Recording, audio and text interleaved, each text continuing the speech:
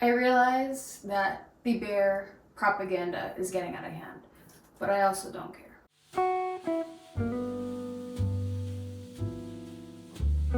Okay, so if you've returned, it's to see how this little bear is doing on her first week of lexapro. I'm Dallas, and if you watched my last video, you know that this quarter-life crisis is crisising, and your girl needs some help if she wants to continue her big girl job as a pharmacist. Now, of course, I did the steps. I looked for other jobs, tried meditation, breathing techniques, talked to people who did have anxiety, went to therapy, prayed, spent time with God in the beginning of the day to power myself through the day. And not to say that none of that worked, because it did. It did bring me back to a place of peace momentarily. But because of the nature of my job, I can't really take breaks and take 5 minutes to go to the bathroom and read the Bible or pray and calm myself down for long enough to last me, because they will call me on the PA system to get back in the pharmacy within about 2 minutes, and those 2 minutes are probably spent actually using the bathroom, considering I don't get many of those breaks. Welcome to pharmacy.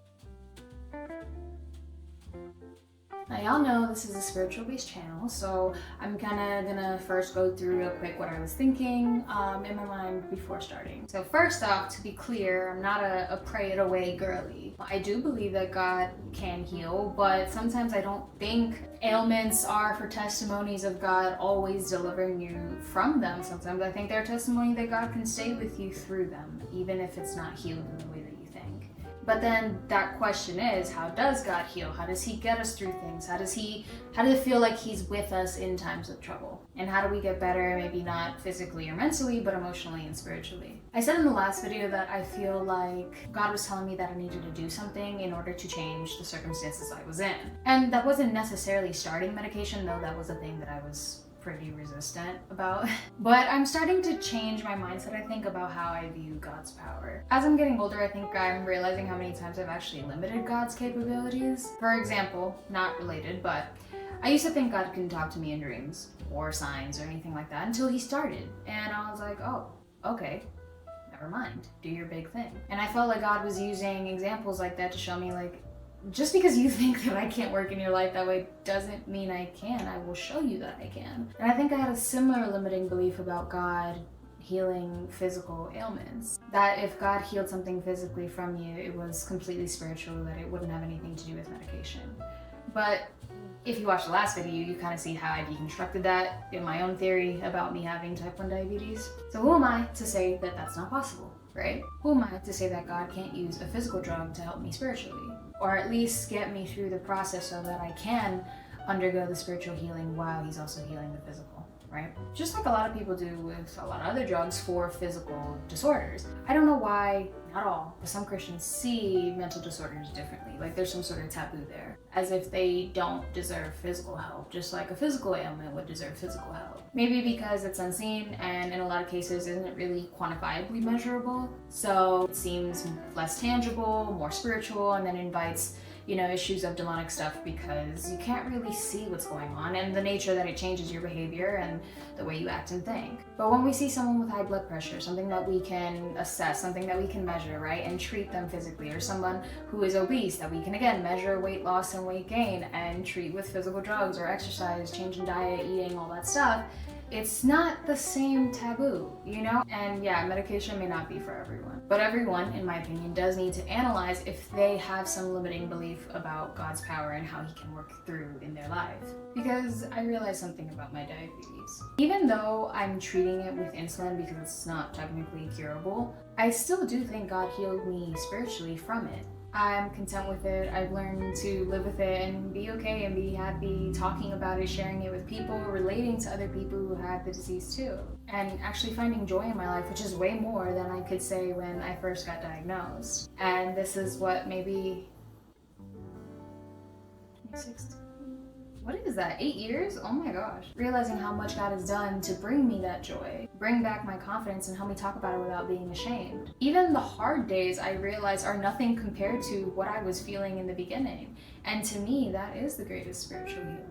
So I have faith that that can happen here again. I do believe he can heal me spiritually and emotionally from it, where I'm okay talking about it, where I don't feel awkward telling people that I know that I started an antidepressant, that I had to do this for my job, and not feel embarrassed about it. And the medication may help me mask some of the physical symptoms that affect me on a daily basis. And while that's going on, that'll help me maybe get back into my rhythm where God can start healing me spiritually on a long-term basis. At least for me, that's how I see, as I'm growing up, my mindset changing and my relationship with healing changing. That it's not healing in the way I thought before. So that's what eventually got me to change my mind and start it. And now here's the moment we've all been waiting for. How did my first week go? The first 2 days I was off from work, so maybe it just so happened that I was having good days. So they were pretty chill. The third day I had to work literally the longest shift, and I had to drive, like, it was an hour and a half away. It was a sucky day, and I got some terrible sleep, and I felt nauseous for the first time. And I know nausea is a symptom, so I was like, ah, shoot, here we go, it's starting. Did I say symptom? I meant side effect. But I did not appreciate that side effect on this very, very long day. The fourth day, I again had terrible sleep, and then I realized I haven't slept for 3 days. Like, it's been like 3 days that I consistently woke up at like 3, 4 in the morning, and then I was just like wide awake. And I was tired, but I just couldn't go back to sleep.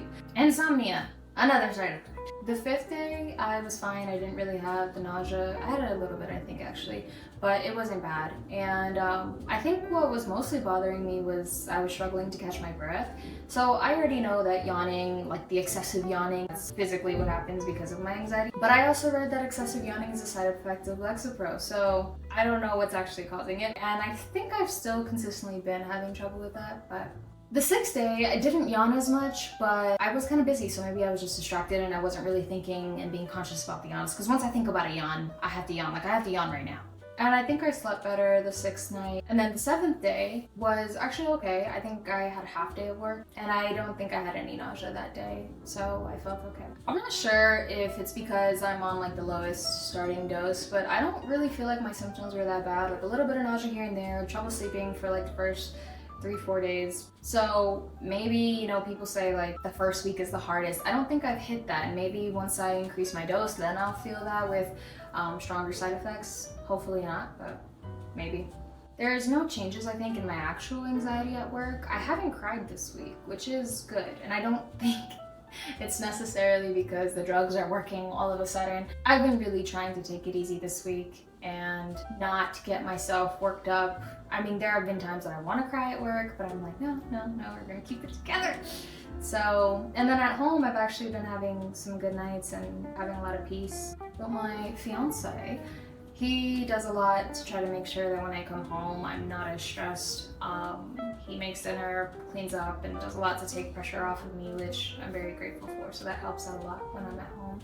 Still feel very sad overall, like thinking about my job and about the future, so hopefully that changes soon. Still having some nightmares. Hopefully that stops soon as well. Anyways, thank you guys for coming back to listen to some of my thoughts and how this first week went. I appreciate you more than you know.